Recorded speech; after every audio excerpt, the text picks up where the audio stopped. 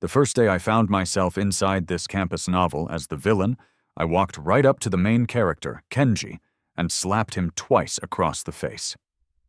This happened right in front of my girlfriend, Sakura, who was cheating on me with Kenji, and everyone else at the flag-raising ceremony.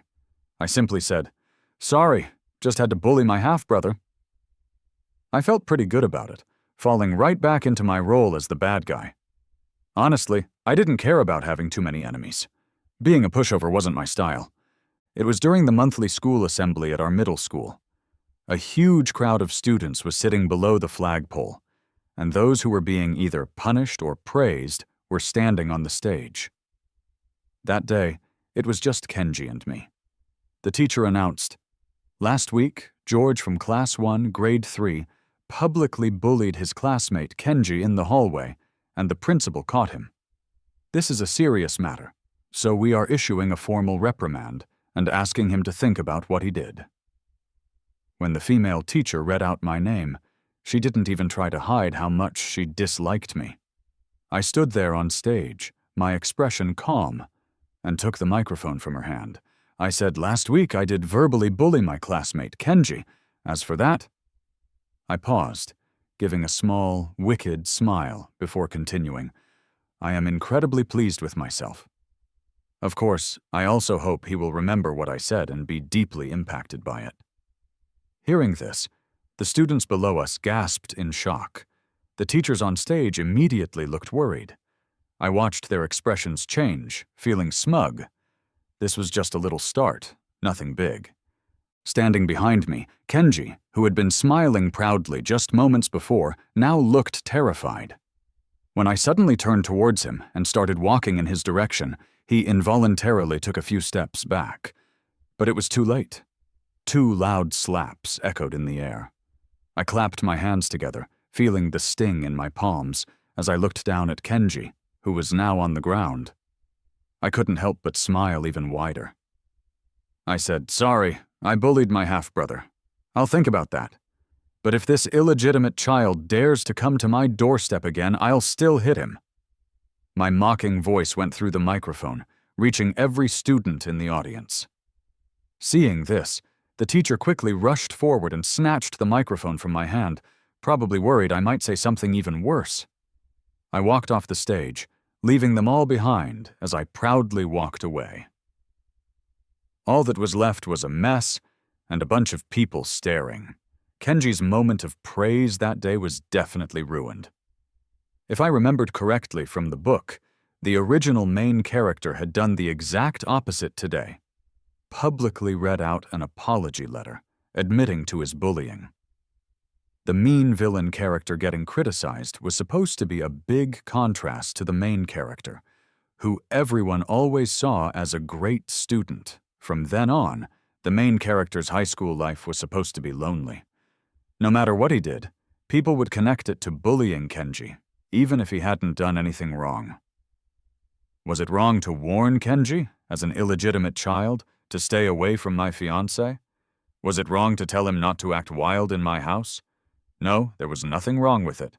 The only mistake was that the original character hadn't been mean enough to him, not being ruthless enough as the villain. That was the real mistake. Following my memory of the story, I walked towards the school gate and quickly called my driver, asking him to come pick me up. When I reached the gate, the security guard stepped in front of me with a serious look and stopped me. He said, "Student, you're not allowed to leave the school during class hours." Seeing that he wasn't trying to be mean, I didn't want to cause trouble for him. I turned away, sharply twisted my thigh, and said with a pained expression, "Sir, my mother passed away. I need to go home immediately." The guard awkwardly took his hand away, his face showing sympathy. He sighed a few times before patting my back and saying, "Your mother wouldn't want to see you like this. Go ahead, hurry." As I walked out of the school gate, the guard kept watching me with a sad look. Once outside, I saw that the driver was still on the road and figured it would take him another 20 minutes. Looking around at the different shops, I quickly chose a barbecue place. Inside, there were only a few people, and I ordered 20 skewers of grilled kidneys, sitting down in a quiet corner. I loved grilled kidneys. It was a habit I had from my previous life, especially when I was in a good mood. I would treat myself to a few skewers. I enjoyed my meal, eating the juicy kidneys and drinking a soda. Just as I was really enjoying a bite, a light, gentle voice spoke near my ear. It said, "You're amazing. You hit him so evenly." I turned around, and there stood a young girl in a school uniform, gracefully standing behind me. Her skin was fair, her features delicate, and her elegant figure made even the school uniform look stunning. I shook the skewer in my hand, looking at her with a somewhat uncertain gaze. I asked, "Are you talking to me?" She nodded, her eyes clear. "Of course," she replied. I coldly turned my head away and said, "I don't know you." Hearing this, the girl visibly flinched, her body stopping as she was about to sit down. Beep, beep, beep. Just then, the driver called me. I stood up and started to leave. She watched me, opening her mouth as if to say something, but then holding back. I didn't have time to play guessing games with this little girl. As soon as I walked into the house, before I had even taken off my shoes, my mother started yelling at me. She said, "You have no respect for your teachers, you bully your classmates, and you even aired our family's dirty laundry. What the hell do you want to do?" My expression remained calm, and I didn't really feel anything. I had already expected this. After taking off my shoes, I slightly lifted my eyelids and finally looked at my mother. She was a woman who still had her charm despite her age. No wonder she had managed to attract my father back in the day, causing him to cut ties with his grandparents and marry her at all costs. But in the end, he had made a mistake. He died without knowing that before being with him, she had secretly had a child with another man, hiding him in her hometown and sending money every month to support him. I walked past my mother towards the couch and, in a light tone, asked, "What else? Should I just let that illegitimate child walk all over me?" Just moments ago, my mother had been screaming, but now she fell silent. She bit her lip and said, "What illegitimate child? He's your brother, your family. I just planned to bring him home soon. Why are you making such a fuss?" From the way she spoke, it sounded like everything was my fault. I smiled and said, "What brother? I don't have the habit of casually recognizing brothers. You'd better not either. And this villa belongs to the Wang family, not the Ito family. If things really get chaotic, I'm sure Grandpa and Grandma will come to discipline me. You don't need to be so upset." My tone was indifferent, and each word hit hard. The Ito family was far from being prestigious. Everything we had today was thanks to the Wang family's protection. My mother had long since ruined her own company. These past years she had only survived because of the money I received from the Wang Group shares. Even the villa we lived in was registered under my name. She frowned, clearly unhappy, and snapped, "Is this how you talk to your mother? How could I have given birth to such a child? Am I not allowed to scold you? You Wang family people are all the same." My mother was furious, stomping her feet and grabbing a feather duster, clearly intending to hit me. I stretched my wrists, expressionless, and just stared at her. At that moment, Helen, who had been watching from the shadows for a while, quickly stepped forward and said, "Madam, please don't get so upset. If something happens to you, wouldn't we need to call Mr. Wang on the other end?" Helen was sent by Grandpa to watch over me. Since I was the only heir of the Wang family, nothing could go wrong. I smiled and said, "Mother, it's better if you calm down. I'm going to rest now. Being scolded is exhausting." I glanced at my mother, who looked like she was about to explode, my voice flat and without any emotion. It felt tiring just talking to her. Later, according to Helen, after I left, my mother received a call from none other than Kenji. All the anger she couldn't take out on me was poured out on him, and she cursed him for 2 whole hours. I hadn't expected this, but I rather enjoyed how things were turning out. The next day I went to school as usual, but along the way I noticed everyone was looking at me strangely. A district high school was known as the best elite school for the wealthy. The people there were either rich or from noble families. As for me, I was the first to openly talk about having an illegitimate sibling. As soon as I walked into the classroom, all eyes turned to me. Someone muttered, "Oh, someone still has the nerve to come to class." If it were me, I'd have already dropped out. The two people sitting in the corner started to make sarcastic remarks the moment I entered, but without anyone backing them up, their words seemed especially awkward. I coldly glanced at them. They were Kenji's two followers. I smiled and said, "You're right. Who would have thought? Usually you two are like best friends with Kenji, but it looks like even you can't stand this illegitimate child attending our school." They were clearly surprised by my words, standing there stunned. One of them weakly retorted, "Who are you talking about?" I replied, "If you don't have a brain, just shut up, you're annoying." My words caused the class to laugh. Some people, enjoying the drama, even shouted, "Alex, Eric, the original, didn't even speak, and you're over here making noise." Yeah. Every now and then a few voices chimed in agreement. At that moment, Kenji, who had been watching from the sidelines, finally walked over to me. His tone was humble, and he looked guilty as he said, "Hiroki, if you're angry, take it out on me. Don't drag others into this." The two followers stared at Kenji with gratitude. I really couldn't understand how their brains worked. Something was definitely wrong with them. I sighed. Since the main character had spoken, I figured I might as well do what he wanted. The next second, I clapped my hands together, raised them, and slap, slap. 2 crisp slaps landed exactly where yesterday's marks were, not missing a beat. I smiled and said, "There, now it's on you.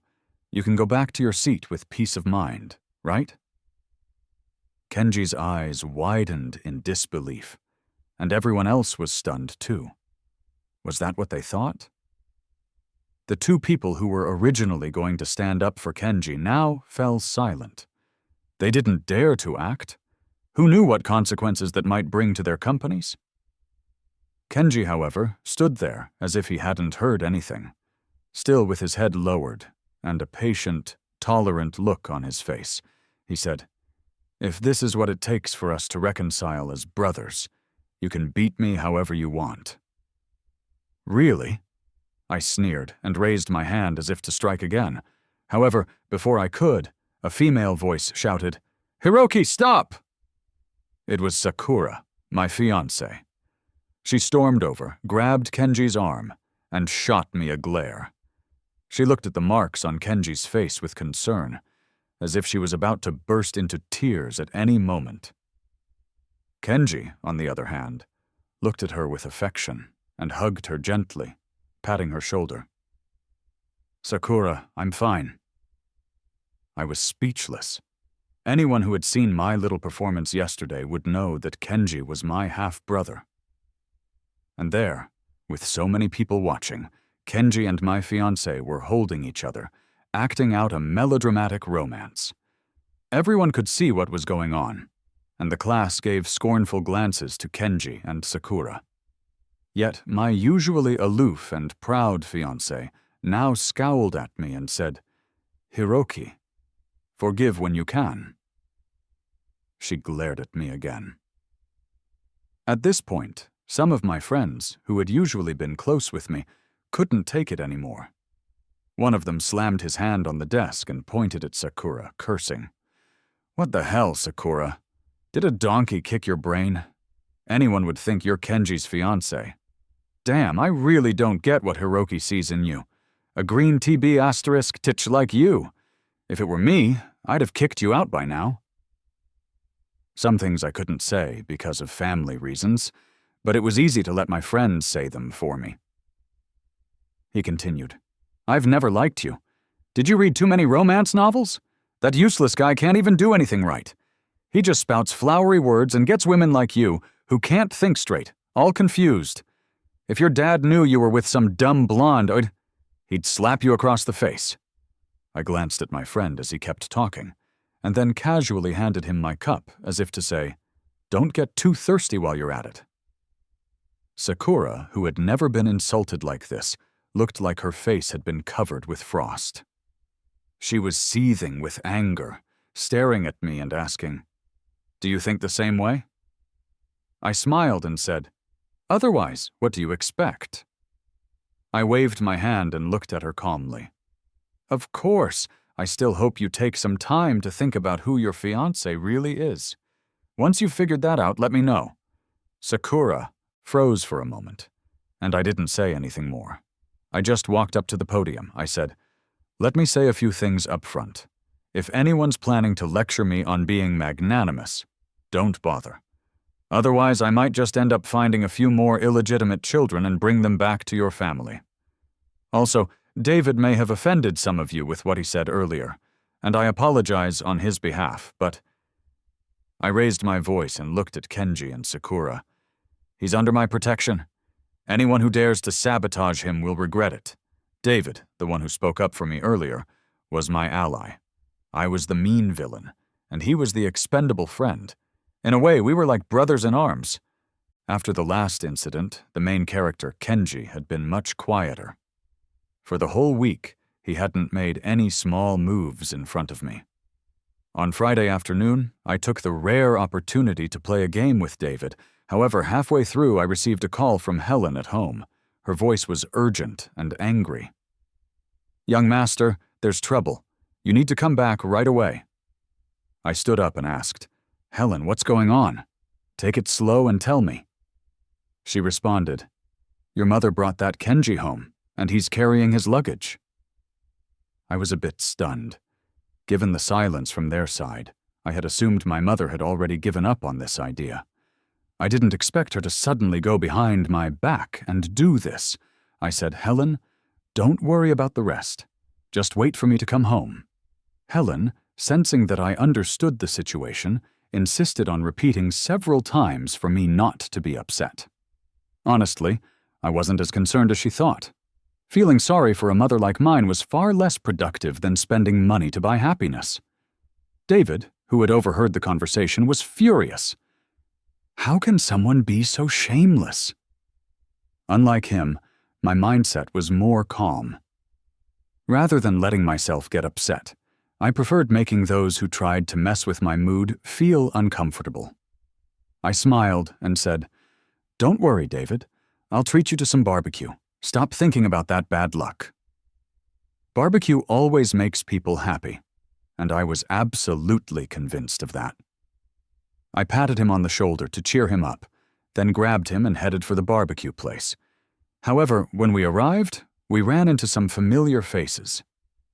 It was the girl I had bumped into at the school gate, the same one, along with my practically non-existent fiancée, Sakura.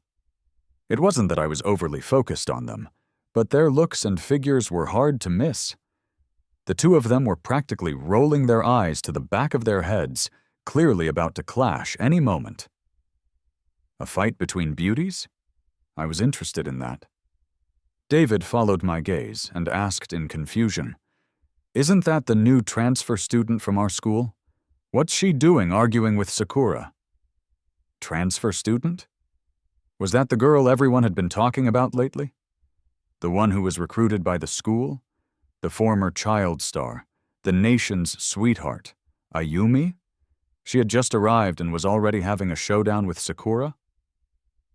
Interesting. This girl had some guts.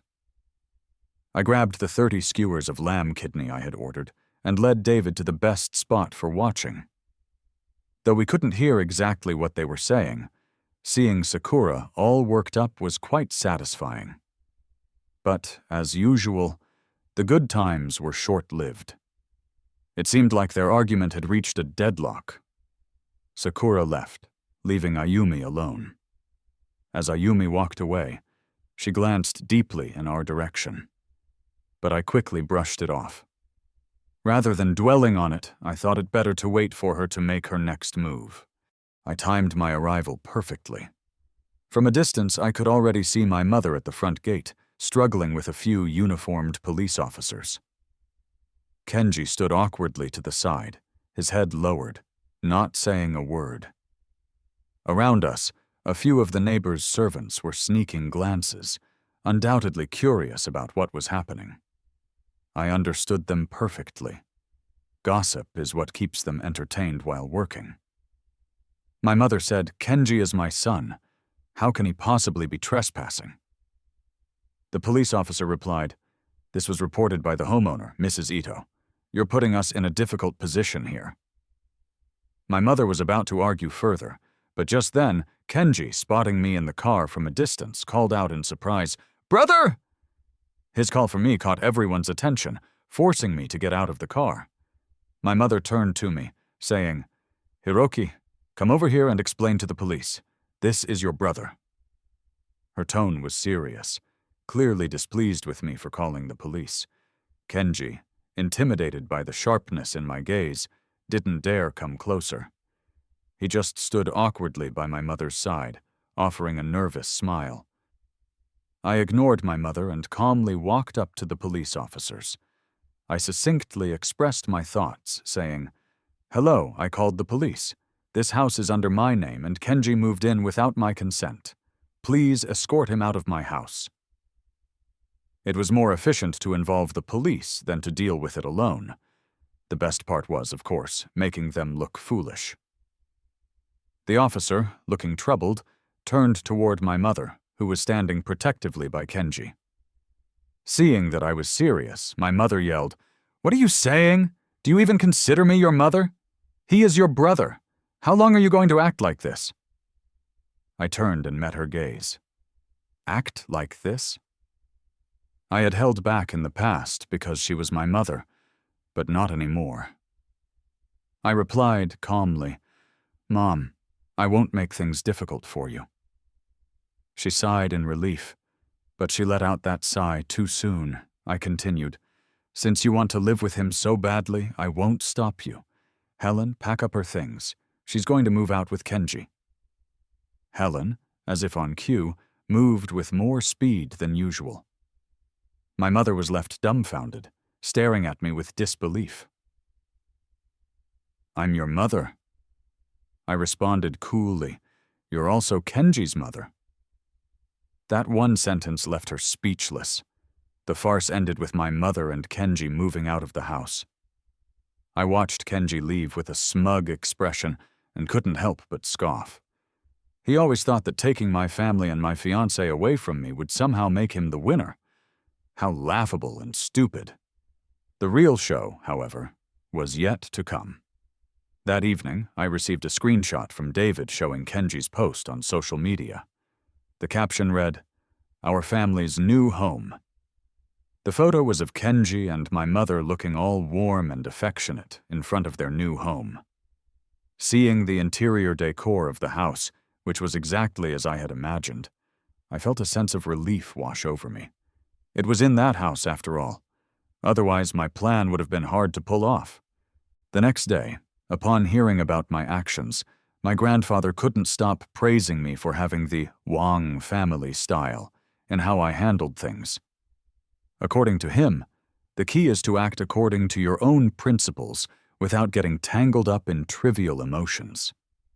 Grandma, even more delighted, set a huge spread of food for me to celebrate my rebirth. It made me realize just how deeply my grandparents disapproved of my mother. I spent the next couple of days at the Wang residence, listening to Grandpa tell me stories from the business world, while Grandma and I tended to the flowers and plants in the backyard. It was simple, yet fulfilling. As for Kenji, he still occasionally posted pictures of his luxury cars and expensive watches on his social media. With a mother like his, it was obvious who was funding his lavish lifestyle. I just regarded it as a joke. In fact, after dinner, I shared with Grandma, betting on how long it would take for him to lose those things.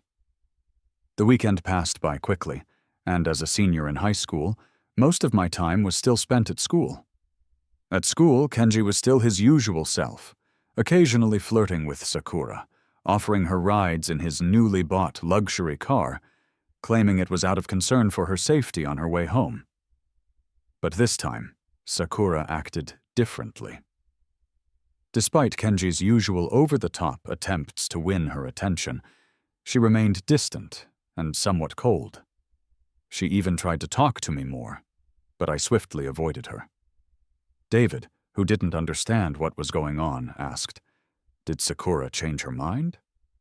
I smiled without answering directly, simply replying, "Maybe she's been stunned by your righteous speeches." David laughed heartily. "Really? Well, next time I'll just criticize her even more, and she won't act crazy anymore." Seeing him so pleased with himself, I didn't bother dampening his spirits.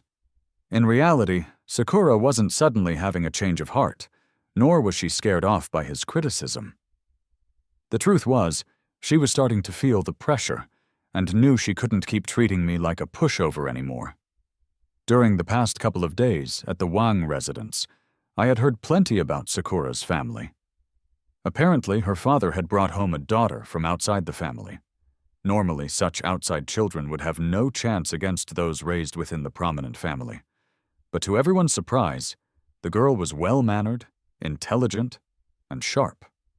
In comparison, Sakura's spoiled and willful attitude looked out of place. Now, Sakura was desperately trying to cling to me. As the sole heir of the Wang group, marrying me was the only way for her to maintain her position as a wealthy young lady. But right now, she was torn between Kenji, whom she couldn't quite let go of, and me, the heir to the Wang family, whose marriage could secure her future. I knew Sakura's attitude towards me would be different recently, but I didn't expect things to evolve into a situation involving 3 people. One day after lunch, Sakura walked over holding a bag of grilled skewers. She said softly, "Hey, I heard you like barbecue, so I bought some for you and David." What did she hear? There wasn't even a single skewer of kidney in there. Before I could respond, David, noticing Kenji following Sakura and carrying a large bag, muttered, "I'm not eating this stuff." Then, he turned to me and added, "Hiroki, you don't need to take it either." At that, Kenji's eyes flashed with a hint of something strange, and he quickly took on the role of Sakura's defender. He said, "This is Sakura's kind gesture. She specifically bought this for you guys." The classroom, which had been lively just moments ago, fell into silence. Sakura, the pampered young lady, was used to being doted on by everyone. Already upset after being rejected, she grew even more displeased upon hearing Kenji's words. She asked, "Hiroki, you really don't want it?" She stubbornly thrust the bag towards me with an annoyed expression. Kenji added, "Hiroki, just give her a break. Be a little generous." Honestly, if it weren't for Kenji being behind her like a lapdog, I might have actually accepted the skewers as a show of politeness, considering she was my fiancé. But now, with Kenji's actions as glaringly irritating as they were, I had zero intention of making things easier for them. I smiled coldly, stood up from my seat, and approached Sakura, preparing to take the bag from her hand. At that moment, Sakura's face softened slightly, and Kenji wore a smug grin, as if he thought he'd won. However, before I could grab the bag, a voice rang out from the door. "Only a fool would want your stuff." Ayumi's voice was loud and clear. I couldn't help but feel speechless. The others, hearing her voice, turned to look. There, standing in the doorway, was Ayumi, carrying a bag with 40 or 50 skewers of grilled kidney in it, walking in with her long legs. The classroom buzzed with whispers. "It's Ayumi, the transfer student." "Why is she in our class?" "Wow, this girl has an amazing figure." There was a brief moment of excitement among the guys. Sakura turned red when she saw her, gripping the bag of skewers even tighter. Ayumi, ignoring Sakura, casually pushed past her and, with a playful tilt of her head, handed me the bag. With a cute smile, she said, "Hiroki, here's your favorite grilled kidney." I couldn't help but scrutinize her. My memory told me that I wasn't familiar with Ayumi at all. If a random beautiful girl started talking to me for no reason, I had to be cautious. Was she trying to take a bite out of me? David glanced between the two girls, then looked at me with a confused expression. Sakura, fuming with anger, said, "Ayumi, I'm Hiroki's fiancé." She stomped her foot as she warned Ayumi. Ayumi, with a smile in her eyes, glanced at Sakura and said, "Well, that may not be the case for much longer." Unable to contain her anger, Sakura slapped Ayumi across the face. Ayumi, reacting quickly, grabbed Sakura's hair and yanked it, leading to an all-out catfight. The scene of the two girls, one a spoiled heiress, the other a rising starlet, fighting in the classroom had every guy staring in awe. I didn't intervene, instead calmly signaling David to step aside as I retreated to the corner. When the two were eventually separated, both were disheveled, with Sakura looking even worse. I was a little exasperated. What could have been resolved by tossing the bag in the trash had turned into a full-blown spectacle because of her. Kenji, who had been acting as Sakura's protector, now rushed in to play the hero. He wrapped his arms around the tearful Sakura and started throwing insults my way, though his venom was clearly aimed at me, not Ayumi. He said, "Hiroki, I never thought you were this kind of person. First you go after a mistress and now you're bullying Sakura too." Fine, this was a bit much. Trying to dump dirt on me at this point? I smiled coldly and said, "You want to know what bullying really is?" Without another word, I walked over and kicked him in the stomach, sending him crashing to the ground. I added, "Now that's what I call bullying." Sakura was about to open her mouth to argue, but since she was so eager to shout, I figured I might as well help her get a taste of it too. I delivered a swift kick to her with my leg.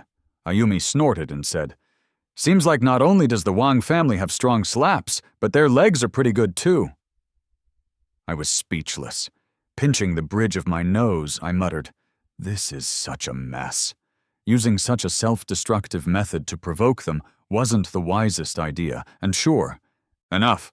Both Sakura and Kenji were later called out and forced to write self-reflections. As for why Ayumi kept showing up in front of me and clashing with Sakura, the mystery was finally revealed on my 18th birthday. The banquet was held at the Wang residence, and my grandfather had made it grand and extravagant. Almost every important person in the city had come to celebrate with me. While I was chatting with Mr. Tanaka, Ayumi suddenly called out, "Dad," to him. Now Mr. Tanaka was Sakura's father. I kept my smile on the surface, but my gaze towards Ayumi was anything but calm. She was Tanaka's illegitimate daughter. For Mr. Tanaka to bring her to this event, it was clear she had some connections, and that woman had a way of getting what she wanted. After walking around with Grandpa for a bit, I found a moment to rest in the back garden. Dealing with the old foxes in the business world was exhausting. One wrong move, and they could easily lead you into a trap. I asked, "Why are you following me?" The footsteps behind me grew louder, and my tone, already tinged with fatigue, now carried a bit of annoyance.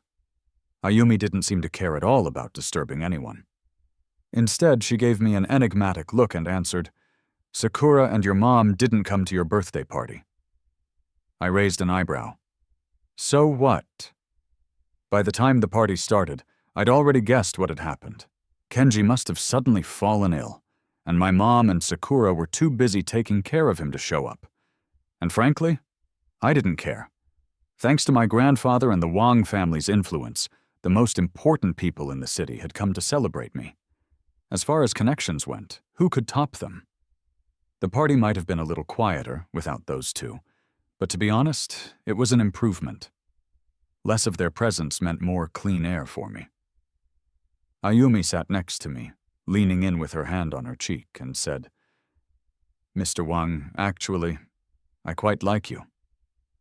Her playful attitude faded, replaced by something more calculated, as if she were testing the waters. I shook my head. "I'm not interested. I've never had much liking for illegitimate children." Ayumi, I'm not going to fall for your tricks. What happens with the Tanaka family is none of my business, and I won't get involved. I hadn't known what she was after before, but if I didn't figure it out after today, it would be a waste of Grandpa's years of teaching. Ayumi likely wanted to get me on her side to take down Sakura, maybe even have me switch my engagement to her. Her smile dimmed as she asked, "So, Mr. Wang, are you really going to let Kenji and Sakura off the hook?"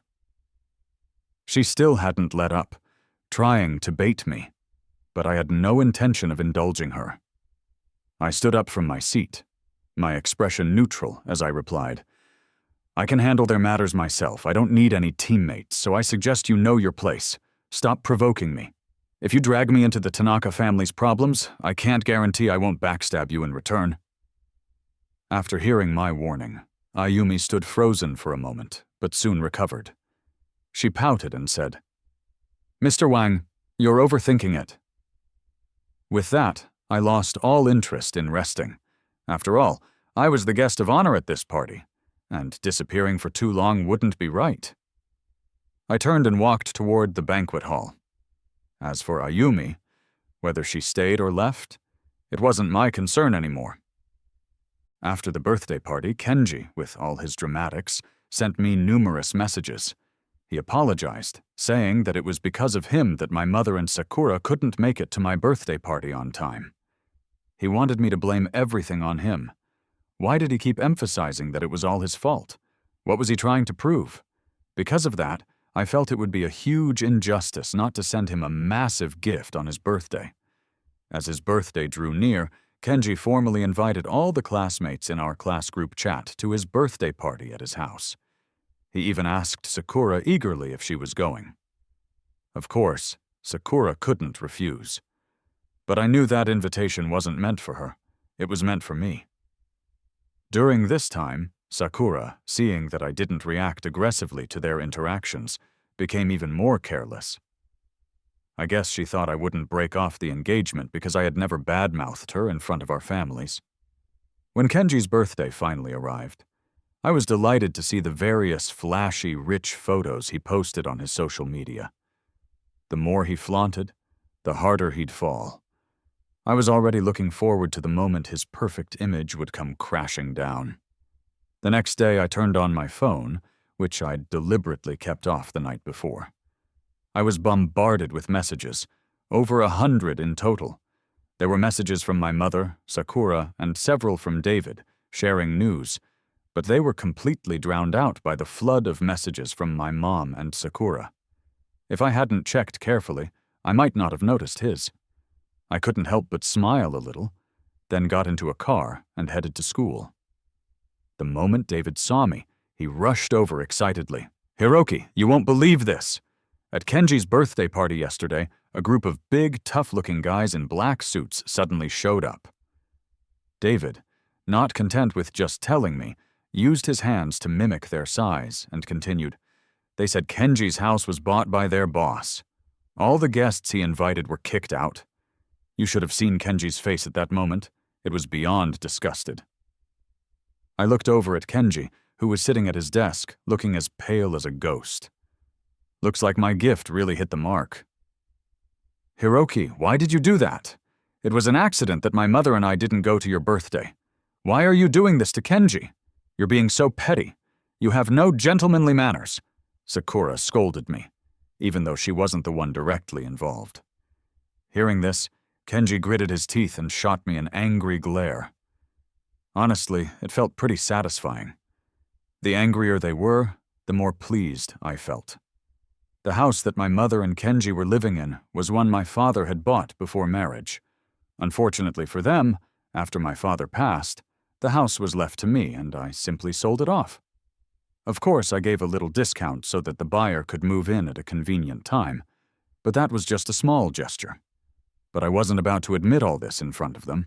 I said coolly, "Don't speak out of turn, Miss Tanaka. I just sold the house. How would I know when someone came to collect it? And how would I know Kenji is living in my house?" I replied, without even raising an eyebrow. Sakura's face turned bright red, but she couldn't do anything to me.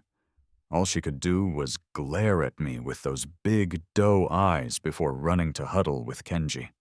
I shook my head, wondering how long she would stay so loyal to him. Within a month, I watched as Kenji's life took a drastic downturn.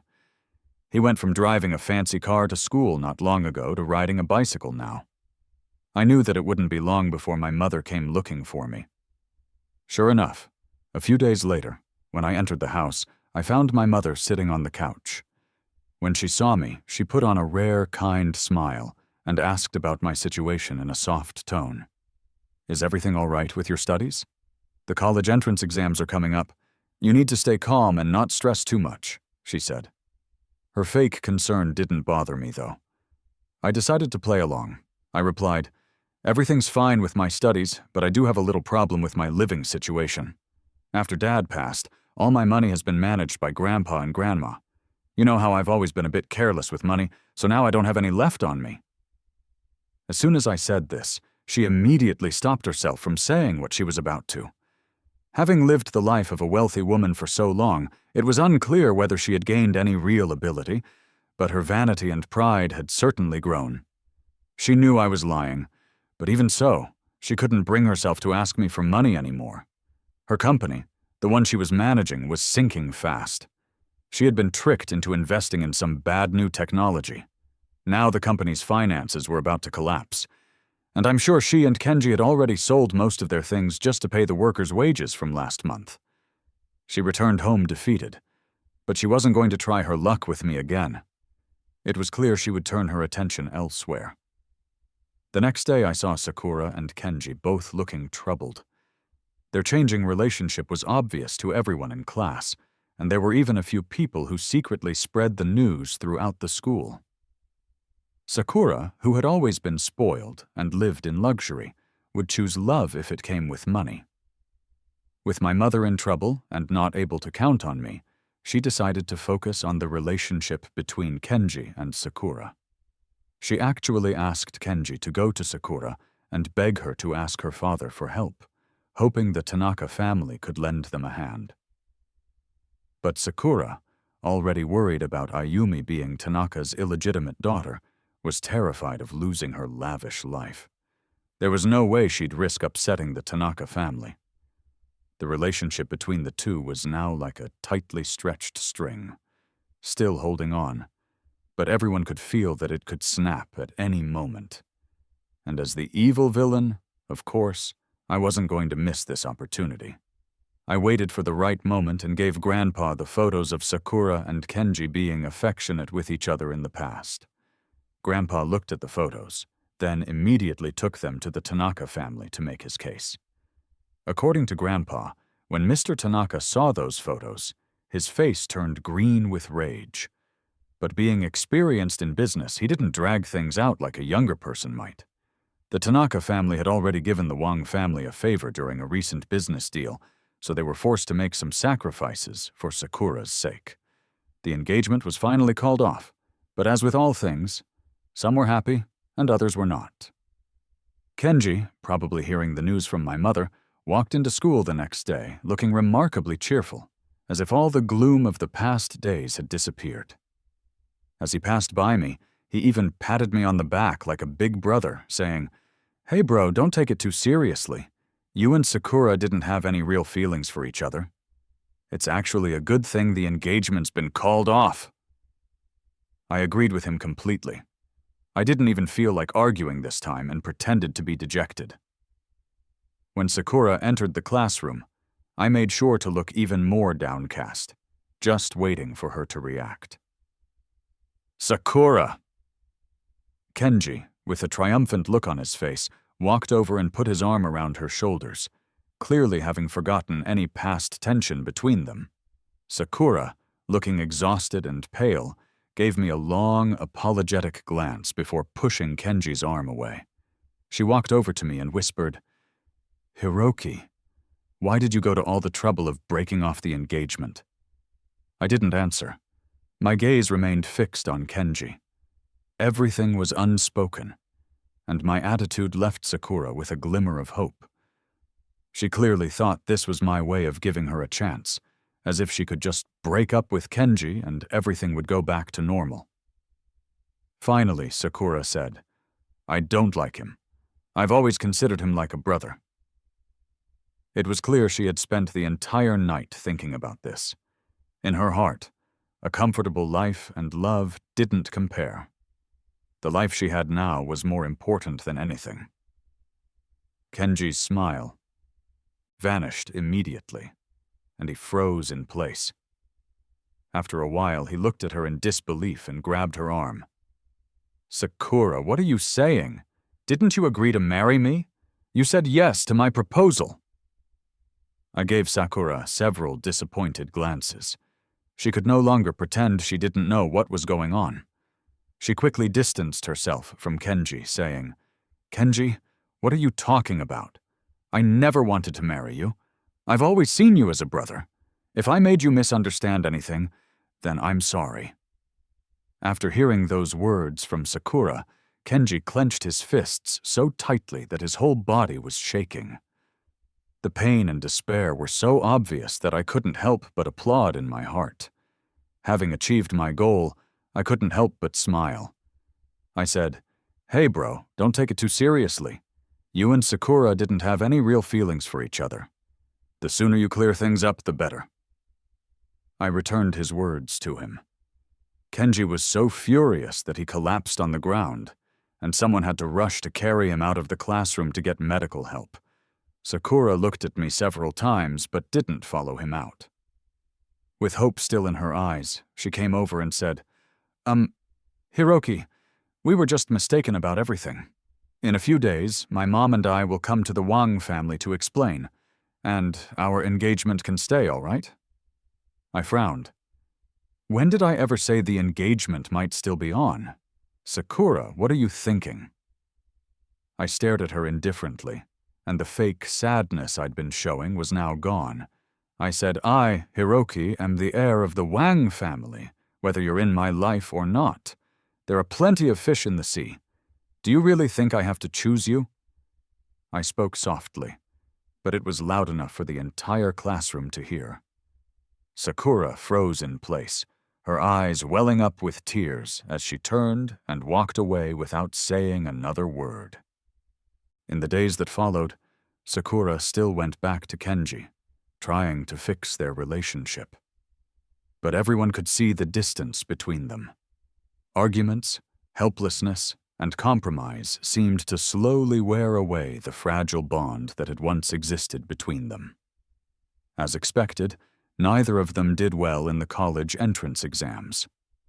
My mother's company went bankrupt during the summer break before the exams, and she began coming to my villa every day, trying to be nice to me, hoping I could help her. Kenji, who had once been a top student, could now barely get into a regular college. Sakura, on the other hand, had done very poorly, even worse than Ayumi, who was an art student. Rumor had it that Mr. Tanaka was furious and sent her abroad to study. Everyone knew that she had been abandoned by the Tanaka family. When she returned, there would be no place for her in their household. Years later, after I had graduated from university and started learning to take over the Wang family business, I looked back at all of this and couldn't help but feel glad for the decision I had made. Life's story is never set in stone. When your role is defined as a supporting character, the only thing you can do is keep your head up and move forward.